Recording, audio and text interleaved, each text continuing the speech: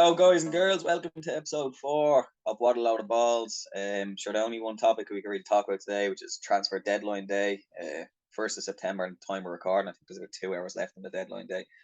We're not going to actually talk about the one today because everybody else will be, but we're just going to go over kind of deadline day through the years, kind of worst transfers, best moments, kind of see where we go from there, basically. So, yeah, I'm Daniel. This is Mick here with me, and yeah, we'll go through different parts together. So yeah, we kind of split into what we were going to do this time. So Mick's only going to have like the worst transfers. I'm actually just going to give my opinion on his, and sure you can give your opinion while you're listening. But actually, what the stuff I'm going to talk about at the beginning is just the most memorable moments. Most people, I will imagine, will remember them, including you, obviously, Mick.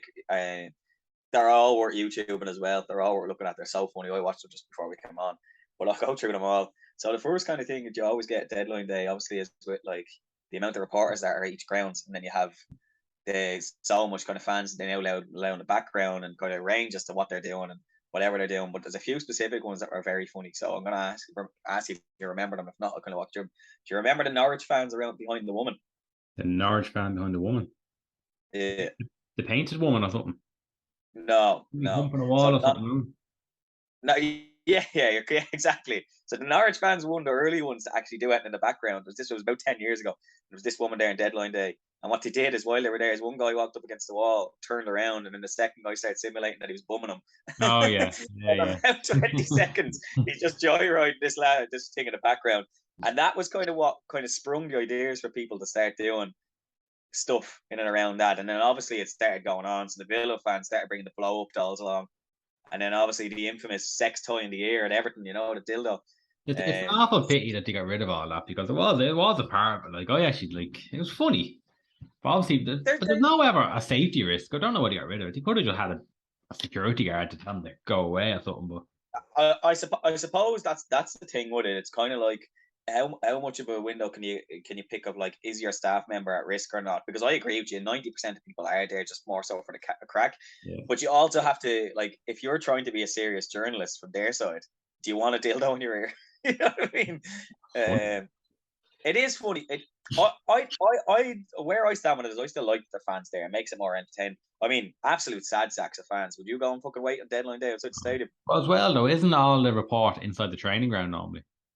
Depends. Some of them are at the front door.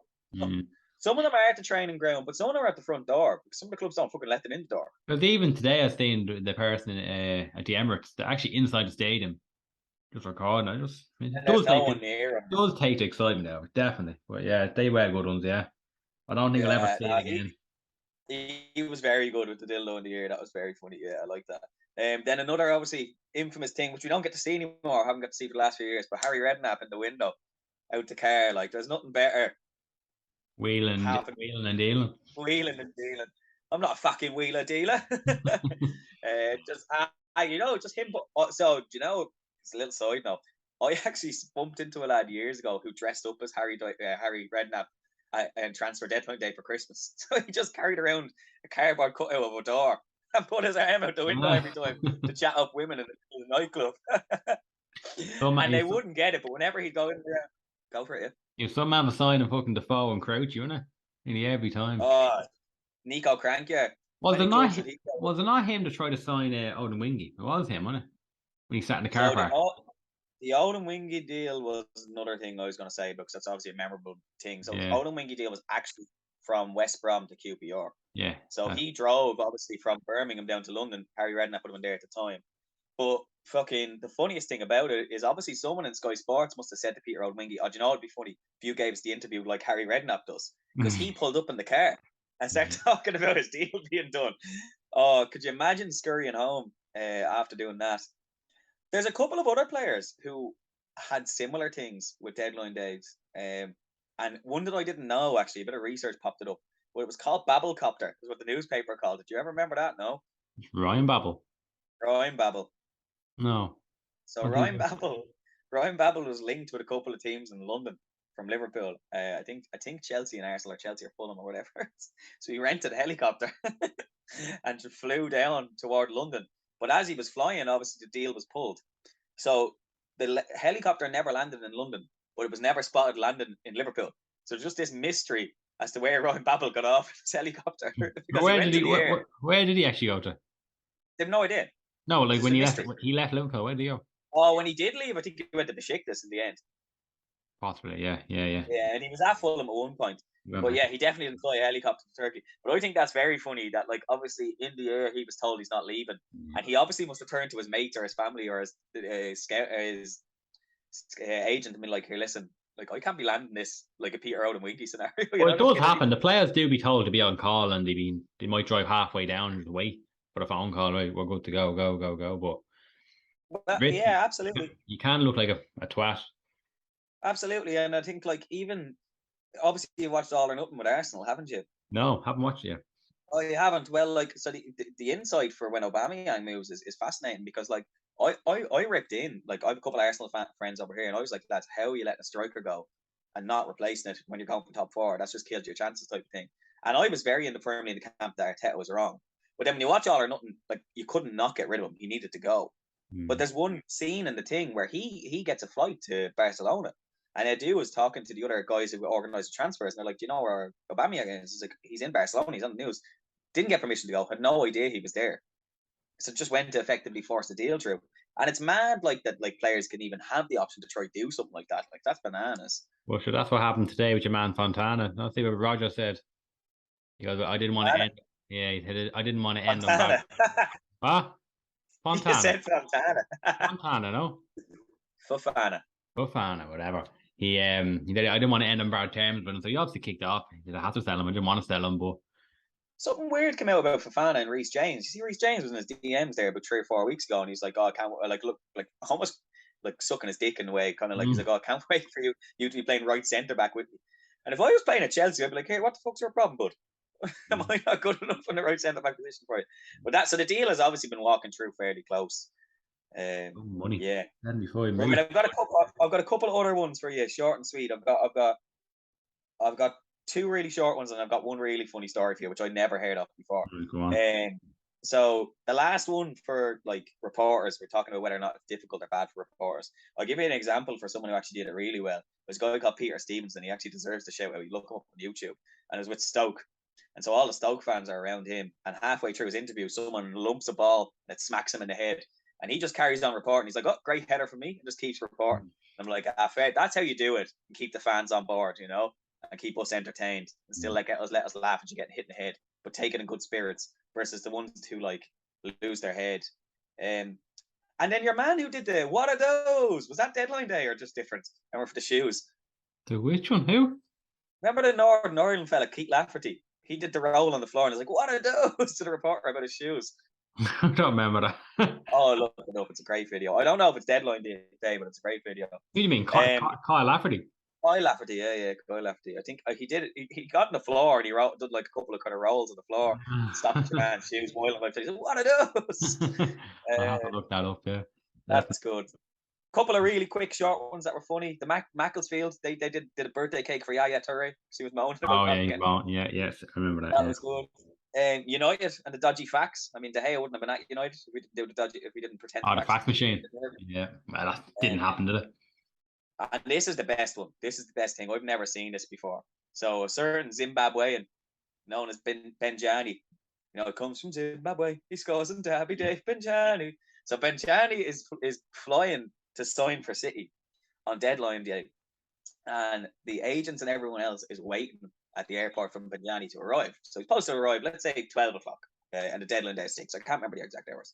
But he's supposed to arrive, and he's not there. So they're like, maybe the flight's delayed. But then they see the flight is off. It's like, shit, okay. So they book him on a different flight, the second flight, should I say. And again, he doesn't arrive, and everyone's like, what the fuck is going on? So they manage to find a handler and get a hold of someone in the airport.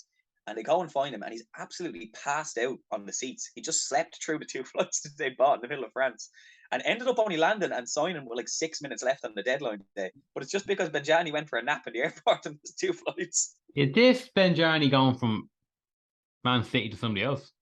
Yeah, Pompey. Pompey to City? No, but Man City to Pompey. He was coming from France to come. So whether he was going from France to City or he was going from France to Pompey, I'm not sure. I think it was to City. But anyway, he'd slept through 2 flights and very nearly missed. Benjani started off at Pompey, then went to Man City. Did he? Yeah. Well, it could have even been the flight from Pompey. The stories about him that he didn't want to leave. I think Harry Redknapp said it. they didn't want to leave Portsmouth, and Redknapp said, Yeah. you have to go. It's good money, Manchester, good place, blah blah blah, and he wouldn't go. He refused. Because he was a January signing because his song was first it was comes from Zimbabwe. He scores Yeah, in Derby Day, but there's something about deadline day in there as well. he scored against United, didn't he, on his debut? He scored against us in the 50-year ceremony after the Yeah, accident. head off my corner. Yeah, I remember. Yeah, The first time ever that both teams in Premier League have fielded numbers 1 to 11. First and only time. yeah, jeez. There's I remember the game. Yeah, yeah, you lost 2-1. But so wherever he went, Benjani, let's say either to Pompey or from Pompey to City, he basically nearly collapsed the deal because no one knew where he was until a security guard found him asleep on a chair. And he woke him up. He's like, "You all right?" He's like, "Oh, I need to go get this transfer done." They got him on the flight and got the deal done. But yeah, I thought that was good. But there are a couple of moments that I kind of wrote down and jotted. Is there anything else I haven't mentioned that reminds you of deadline day? Obviously, Jim White, the yellow tie. Jim White, yellow tie. Yeah. Nah, that's really it. I always watch Sky Sports News, so Do you like it or do you like it or do you hate it? oh, you have to like it, but I don't like it when it's in the season. That's fair. You could But do it at they changed it last year, but they got cut out because no one else done it. The Spanish league. Well, that's it.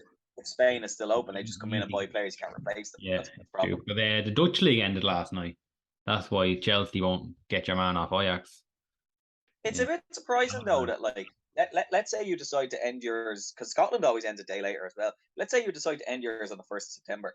It should be ended for ins and outs. That fixes that problem. Yeah, you know. I agree with you. I like the whole kind of watch telly for the day. It's all about football and kind of follow the things and see the craziness of the transfers. I'm sure some of them you'll mention which are bad. But the one thing I'd say is actually as a fan, you don't want to sign someone on deadline day for 90% of the time. It's very rare you get someone like Wayne Rooney who comes through the door on deadline day. You know what I mean? And again, the problem as well, United are playing today. That never used to happen. How come they're playing? It's not very fair. Yeah, that's very true. I guess it's because of the World Cup and it's messing everything up. They have to play twice a week. Is that it? Yeah, and so Europe starts next week as well. So they need to fix these fixtures in. Then there's international football coming up. Absolutely, yeah. Weeks, on Ireland. Right, go on. Walk me through from 5 to 1. I actually didn't label them 1 to 5. They're all equally. I tell you what. Go through one. Tell me why. I'll tell you what I think, and at the end we can decide what was the worst and what's the best. Right. Between them. I'll start off at probably the one you wouldn't think of. I have Michael Owen, Real Madrid to Newcastle. He went for, I think it was 17 million or something, and he was injured the whole time. I think he averaged 20 games a season, and he got massive wages. He didn't work out. How much goals he was getting in them 20 games? If he's playing 20 games a season, he's probably on me 200 grand a week. What I mean, like, if he's averaging kind of, they obviously brought him in to replace Shearer, and it didn't go that way. Yeah. It's funny because when I was initially looking at these things as well, I looked at them and I didn't shortlist them, but I was thinking about shortlisting them. But the reason I didn't is because I know the injuries came, but I can picture him I'm literally just looking up how many goals he got for them. He did have a purple patch where he did get it. So for Newcastle, he played 71, he scored 26. I suppose it's 1 in 3, and that's not great. Yeah. When I looked up, they're gone. He's on huge wages from Real Madrid. The wage hurt him. Well, he was probably part of the reason they got relegated, wasn't he? In the end, in the long run. He's in that team as well, yeah. So he wasn't very successful. He yeah. But what Newcastle would have needed, what Newcastle needed at the time, he didn't. Michael Owen at the end of his career was just a shambles. So he just between United and Stoke and where else did he go? I mean, for United though, like Stoke was the last one. But he only played 8 games for Stoke. Yeah. But the United one, sure, he's folklore for us because he scored the winner against City. So it doesn't matter, you know. He came, and for him, he got his Premier League medal, and he wasn't going to get Liverpool because Liverpool were shit for so long. The Real Madrid stats are mad as well, though, because the money that Newcastle popped in on Michael Owen and the money they were willing to spend on Michael Owen, he played 36 games over like 1 and a bit years for Madrid, but only scored 13 goals, and obviously must have been injured within that stretch. So he wasn't fantastic anyway to bring in. It was obviously based on his Liverpool form. Yeah. But I think now with like research and science research and stuff like that, I don't know if he'd have been bought because age killed someone in his style. Because make no mistake, Michael Owen was incredible when he was at Liverpool, but he was a speedster. No, that was his biggest thing because he wasn't strong and he was short. Like Okay, yeah, he won the Ballon d'Or, like in yeah, 2001. yeah. The next one I had is Danny Drinkwater. Nice. He went for 35 million, Jesus. and I don't remember him doing anything for Chelsea. That was Leicester to Chelsea, was it? Yeah, I don't know why they bought him. They never needed him. Well, their And midfield is crap now anyway. Not that he would have made a difference, but I'm pretty sure his contract only finished this year, wasn't it? they terminated it, and he did a big tweet saying how bad the deal went. So Yeah. he's not going to complain about being on this list. It was bad. I think he got down to London, he got a few quid, and he started seeing some hookers and cocaine. That's probably what happened. And he got a hair transplant. Yeah. Hair transplant. Got too confident. Yeah. But 35 Okay, I million. like him. Don't need to say a lot about Danny. I like that one. What else have we got? I have Robinho. He put City on the map. He done the job, but he didn't really want to go, did he? He thought he was going to United. He arrived in Manchester not knowing where he was going. It done the job for City. It got them out spreading the word about Man City, but he wasn't good, was he? What was he at one season? Well, he started shit hot. He started well. Yeah, he Like, scored. I remember the goal he scored against Chelsea. Yeah. Yeah. Like where did he go after that? He just died off. On loan to Santos, Yeah. and then he went to AC Milan, and then he went back on loan to Santos, and then he popped around all over the world and did fuck all. Yeah. He scored 14 goals in 41 games for City. He had a weird little relationship with Stephen Ireland. They were good. Two of them were good together. Yeah. I agree with you because the money was spent, and I hear what you're saying. I don't know if it's the top 5 worst ever. It's one of the weirdest transfers. It definitely is weird. The deal was random, but I think it was an intent from City about money. It was a change in the direction with kind of flair because they had Alano and lots of different other people were coming in and around that. And it was just a sign that City were now about to. It's a bit like Newcastle this year when they've gone and spunked that money on Isaac. Now, Isaac probably will. He looks well, but it's like this is just more an intent move. Yeah. Others will follow because Robinho now, Robinho came from Madrid. So if you're an international playing for Juve or something and you see Robinho's gone there, if you don't even know anything about City, you're like, right, there's something going on here. Yeah, so that's it. It's just a promotion, wasn't it? Yeah. And he did all right, but okay, he was exactly a Man City legend, has he? Who's next? Christopher Samba to QPR. Yeah, he came from China. Did he? Yeah. Right, okay. Blackburn saw him to China, didn't he? That Anzi, what they're called. Anzi, that's Russia. Yeah, or Russia. That's where he was. Yeah. And that's where all players go. That's where all players go to get fat and ruin their career. And he came back. He got relegated with QPR, didn't he? I think he's on huge money as well. I think he went for I think he 15, 13 million. That one explains itself. He was bad. He came in. He didn't make defensive remotely better. It just didn't work. And again, just old legs. And he looked heavy when he came back. Or like he was just. He wasn't at the race. He got his payday, and that's all that matters. And he got his payday in Russia. So. He's a big lad, yeah. He's huge. Yeah, the next I had Andy Carroll. It's probably the most obvious one.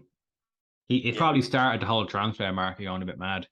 Yes. But the only thing about him, he's very unlucky that who signed him? Kenny Dalglish bought him, I'm pretty sure. Yeah.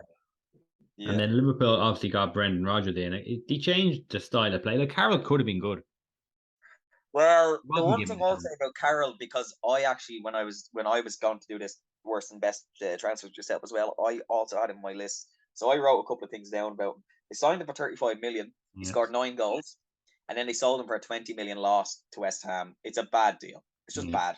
Yeah. No defense for him. It's bad. And then the maddest thing is Newcastle signed, not Newcastle, West Ham signed him. And then halfway through the season, David O'Sullivan came out and said it was a terrible signing.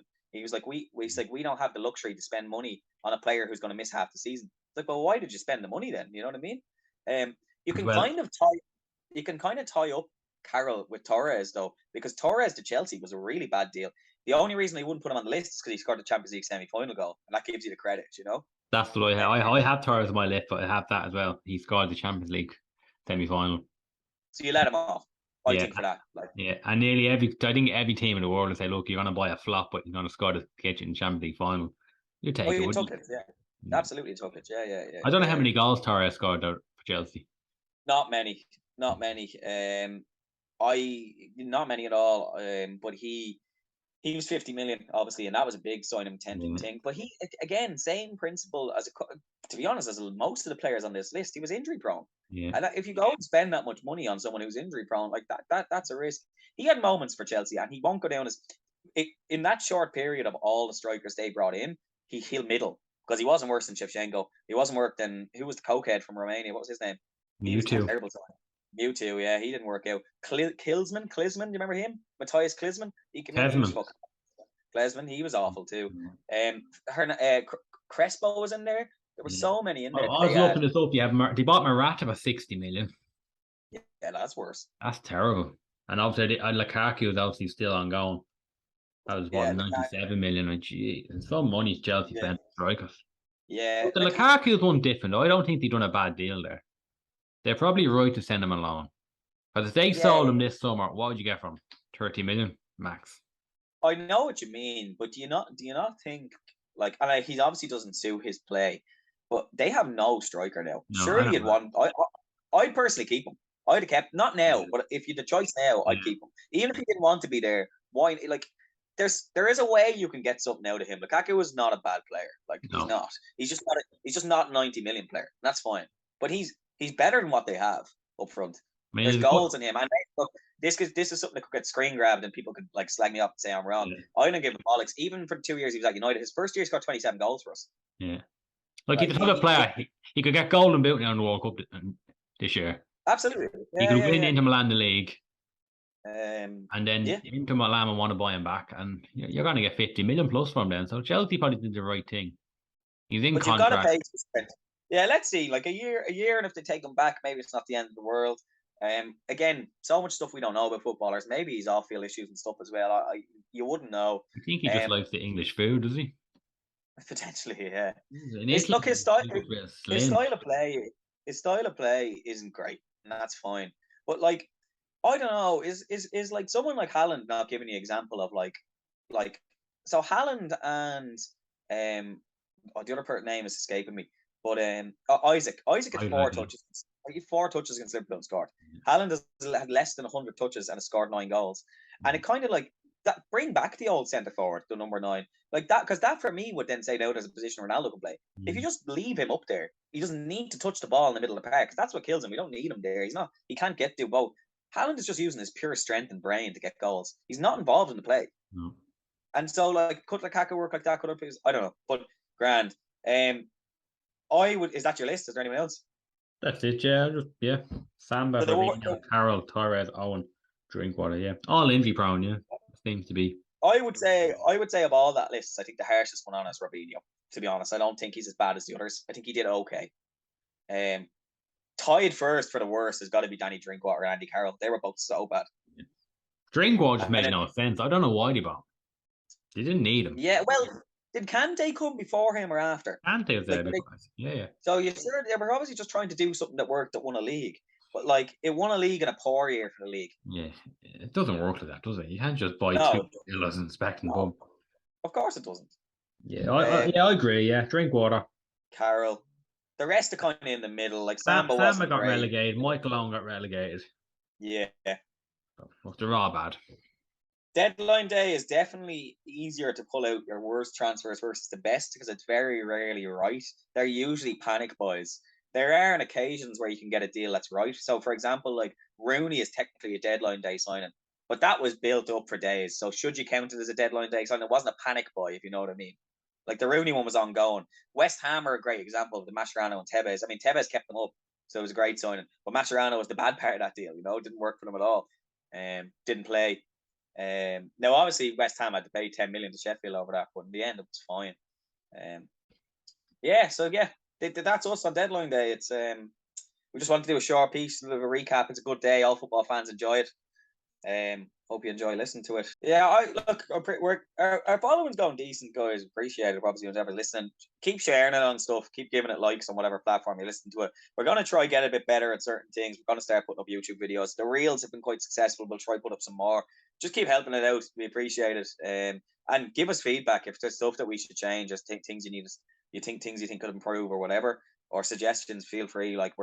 We don't really know exactly where we're going with it. We're kind of just winging it. So feel free to give us as much information as you want. Other than that, might be a bit later next week. I'm back in Ireland next week, so you might not be one up until Saturday or Sunday. We're going to try do a couple together. Might improve kind of sound bites and quality and stuff like that. But sure, look, keep an eye on the Instagram and we'll let you know. I think you might get Kevin Bonny on next time. He's going on about it. Wants to come on. Oh yeah. Bond, yeah. We'll see what he Yeah, says. we'll There's see. a good few lists of people who want to get on, surprisingly. So there's a platform there. But yeah, we'll see. Let us know though if you want any other topics or anything. We'll go from there. Yeah, no what. Thanks for listening, lads. Good luck.